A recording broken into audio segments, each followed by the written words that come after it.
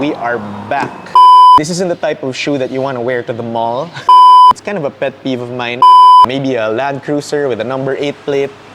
Everyone and their mother is running these days. Hey there, happy holidays. My name's Jared Conde. You're watching TitoFit, and we're back.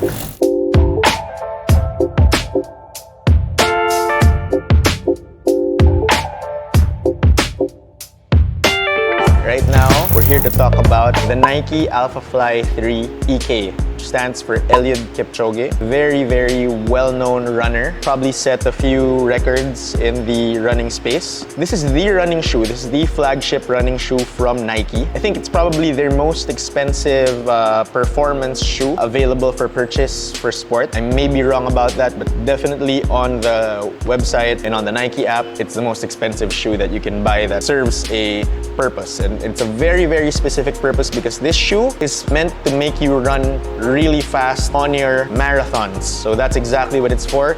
It's for running long distances really fast. How does it do that? So there's a few things about this shoe. Number one is it's extremely, extremely, extremely light. Depending on the size that you get, it's gonna be less than 200 grams in weight, that's for sure. It's very minimal. So this upper, as we can see, is made up of a very, very light mesh in this nice light green, kind of Grinchy looking colorway for the Eliud Kipchoge colorway. There's almost no cushioning on this upper. There's no volume here. The only cushioning you'll find is here in the heel and a little bit on the toe. But other than that, it's all just a very, very light mesh. The tongue is actually a part of the overall the shoe. It's not separated where it's gonna flop around. It's literally part of the upper. It's like a sock. This is really what makes this the premium shoe. They use the Zoom X foam, the world record-breaking foam that Nike manufactures. It changed the running world when it was first introduced in 2017, if I'm not mistaken. Before that, people were talking about Boost. And that was done by Adidas in like 2012, 2013. I could be wrong about that. But by 2017, when Nike introduced this type of foam, which is the Zoom X foam, that changed the running world and people stopped talking about boosts. Another thing is there are Air Zoom pods to maximize the energy response on top of the Zoom X foam. The thing about these foams is they're really, really soft. They're really, really plush, and they're really, really light. And then add to that there is a full-length carbon fiber plate at the bottom. Call it a fly plate. Nike calls it a fly plate to even enhance that return of the energy and that propulsion.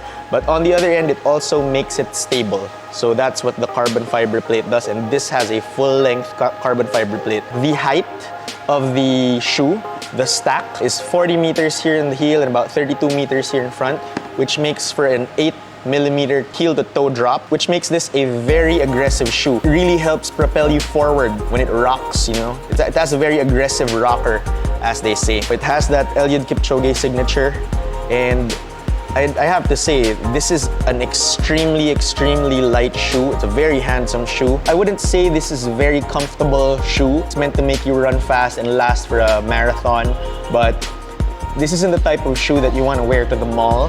Okay, this is the type of shoe that is like a very, very sport-specific tool. Think of it like a Ferrari or like a Ford GT. Ford GT is, of course, made famous by that movie Ford versus Ferrari, if you've seen that. And it runs one of the most famous endurance races called the Le Mans.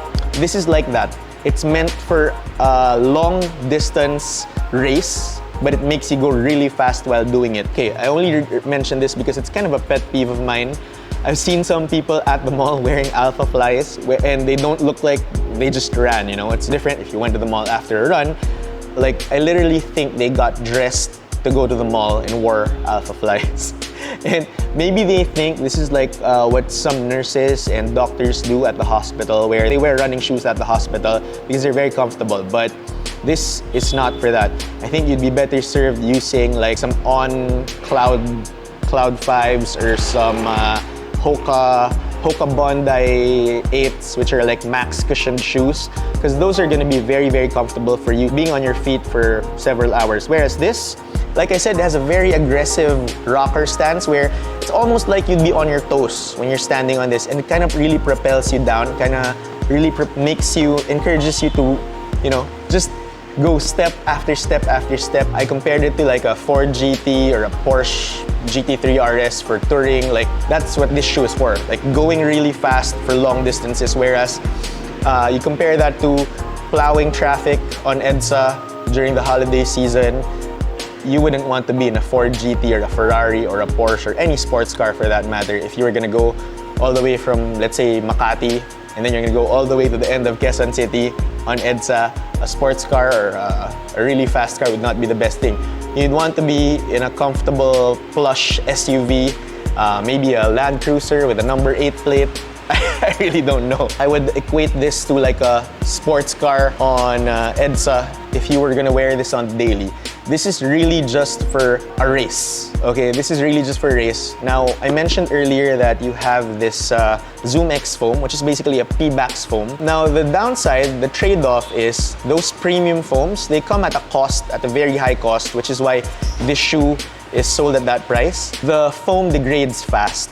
It's not gonna last very long. That's why these shoes are really meant just to be broken in and used during races. Like, of course, you can use it for a 5K or a 10K. You go to your carless runs on Ayala on a Sunday, and you'll see some people using this for their Sunday run. I have nothing against that, you know, at least they're using it for its purpose. That's my review for this. It's really, really, really plush, but like I said, not the most comfortable thing. But if you're running, it's gonna be the best tool that you can find, money can buy, in my opinion. So definitely, if you can afford it, get it. Now, you might be wondering, TitoFit, if you've been watching this channel for a while, traditionally, we review functional fitness shoes used for CrossFit, for working out, but you might be wondering, like, why are you reviewing running shoes now? That's because everyone and their mother is running these days. If you don't believe me, go to Ayala Avenue on a Sunday between 6 to 10 a.m. and literally everyone is running there. Everyone and their mother, sometimes even their baby and their dog. Running has become increasingly popular in the last couple of years, months after the pandemic. Everyone's getting into running, myself included. Hyrox is coming to Asia. There have been a few races in Hyrox, and I've participated in a few of those Hyroxes and plan to do so in the future. And you know, I think maybe I'm at the age where cardiovascular fitness is definitely becoming more important to me. So that's why we're reviewing more running shoes and we're trying to help you guys out.